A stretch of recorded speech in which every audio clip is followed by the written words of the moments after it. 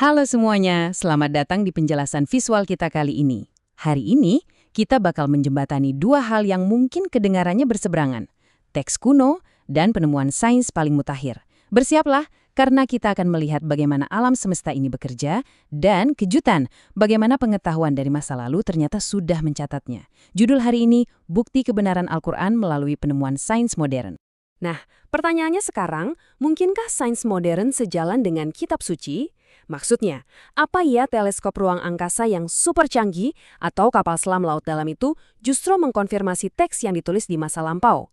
Sumber materi yang kita bahas hari ini punya eksplorasi yang benar-benar luar biasa soal pertanyaan ini.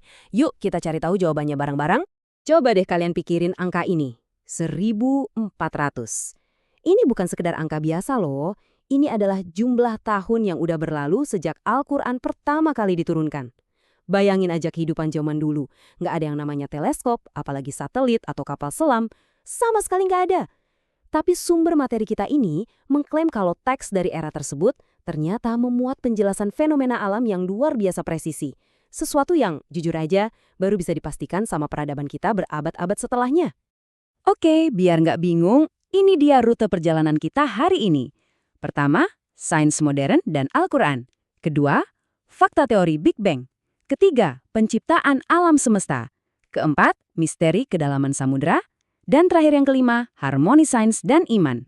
Kita langsung masuk aja ya ke bagian 1, sains modern dan Al-Quran. Sebuah titik temu.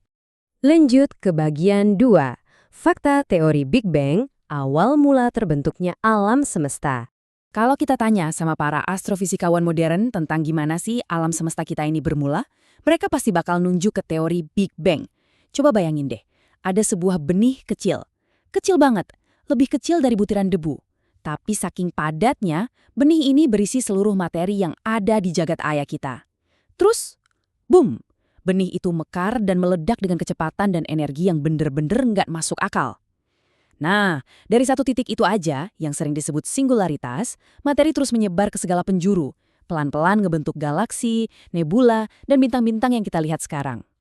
Ingat loh, para ilmuwan kita butuh waktu berabad-abad observasi dan peralatan yang super canggih cuma buat bisa sampai pada kesimpulan pasti ini.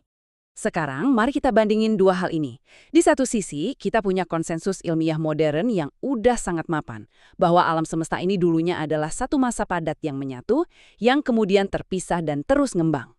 Di sisi lain, sumber kita menyoroti konsep inti dari Al-Quran yang bilang kalau langit dan bumi dulunya adalah suatu yang padu atau menyatu sebelum akhirnya dipisahin. Gila kan?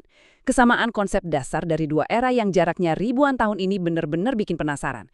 Maksudnya gimana coba sebuah teks kuno bisa mendeskripsikan kondisi singularitas tanpa ada satupun observatorium sains di zaman itu? Oke, kita masuk ke bagian 3, penciptaan alam semesta, misteri ruang angkasa yang meluas. Tahukah kalian, sampai awal abad ke-20, mayoritas ilmuwan, bahkan yang sekelas Albert Einstein sekalipun, awalnya ngira kalau alam semesta itu sepenuhnya statis, diem aja gitu, gak berubah wujud. Tapi, temuan astrofisika modern dari Edwin Hubble lewat teleskop raksasanya ngebuktiin fakta yang sangat sekali beda. Ruang angkasa itu nggak statis. Alam semesta kita ternyata terus-menerus meregang, membesar, dan meluas ke segala arah dengan kecepatan tinggi. Ini benar-benar fakta revolusioner yang ngedobrak pemahaman konvensional saat itu. Dan pastinya, konsep ini sangat amat asing buat para astronom kuno di masa lalu. Nah, fakta ekspansi kosmik ini ngebawa kita pada satu penyingkapan yang luar biasa. Sumber yang kita bahas ini menyoroti sebuah ayat yang bunyinya, "Dan langit itu kami bangun dengan kekuasaan kami, dan sesungguhnya kami benar-benar meluaskannya."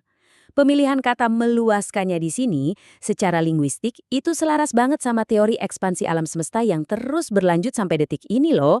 Fakta bahwa ide tentang perluasan tanpa henti ini udah tertulis sejak ribuan tahun yang lalu.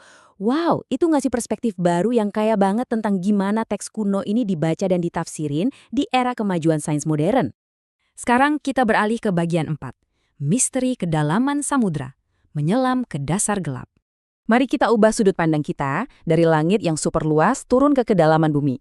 Yuk, kita pura-puranya lagi ngelakuin penyelaman ekstrim. Di tahap pertama, yaitu di permukaan laut, semuanya terang benderang karena kena sinar matahari langsung.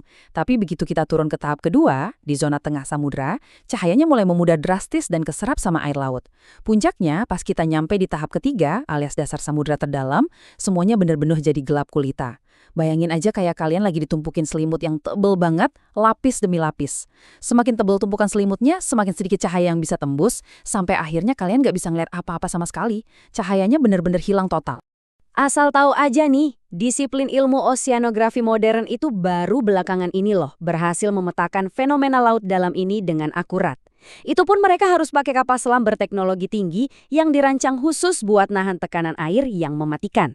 Jadi, sains modern akhirnya memverifikasi 3 hal utama. Hilangnya sinar matahari secara total di dasar laut, adanya gelombang internal raksasa jauh di bawah permukaan, iya, kalian nggak salah dengar, ada ombak di bawah ombak, dan tekanan air yang sangat ekstrim di tengah kegelapan pekat yang bisa ngancurin apa aja. Manusia di zaman dulu tanpa alat modern udah pasti mustahil banget bisa menyelam sejauh ini, apalagi bertahan hidup buat nyaksiin fenomena itu secara langsung.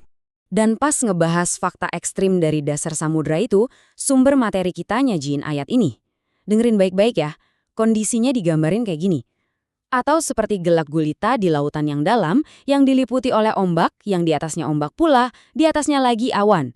Deskripsi soal kegelapan yang berlapis-lapis ini, dan yang secara spesifik nyebutin fenomena ombak di atas ombak, ternyata sangat pas sama apa yang sekarang kita sebut sebagai gelombang laut internal. Sebuah kenyataan tersembunyi di laut dalam yang, sekali lagi, baru bisa dibuktiin ratusan tahun setelah ayat ini dicatat. Akhirnya kita sampai di bagian 5, harmoni sains dan iman, kesimpulan perjalanan kita. Jadi, inti dari materi yang kita bahas hari ini makin kelihatan jelas. Coba kita bandingin. Di satu sisi, penemuan-penemuan ilmiah yang bikin kita kagum ini butuh observasi yang panjang banget, teknologi super canggih, dan penelitian berabad-abad lamanya. Tapi di sisi lain, kita ngelihat ada catatan pengetahuan abadi yang entah gimana udah didokumentasiin dengan sangat detail 1400 tahun yang lalu. Sumber materi kita dengan sangat kuat nunjukin adanya harmoni dan keselarasan yang mendalam banget antara dua dunia ini. Ini ngebuktiin kalau observasi fisik alam semesta yang modern dan pengetahuan yang ada di teks kuno sama sekali nggak saling bertentangan, tapi justru bisa jalan beriringan. Sebagai penutup nih, saya pengen ninggalin kalian sama satu pertanyaan yang pasti bakal bikin kepikiran. Kalau fakta-fakta luar biasa, mulai dari asal mula alam semesta yang terus meluas, sampai ke rahasia ombak berlapis di dasar laut terdalam, ternyata udah tertulis rapi sejak lebih dari 1000 tahun yang lalu. Penemuan menakjubkan apalagi dong yang lagi nungguin kita di masa depan? Teruslah bertanya, teruslah mencari tahu, dan sampai jumpa di penjelasan visual kita berikutnya.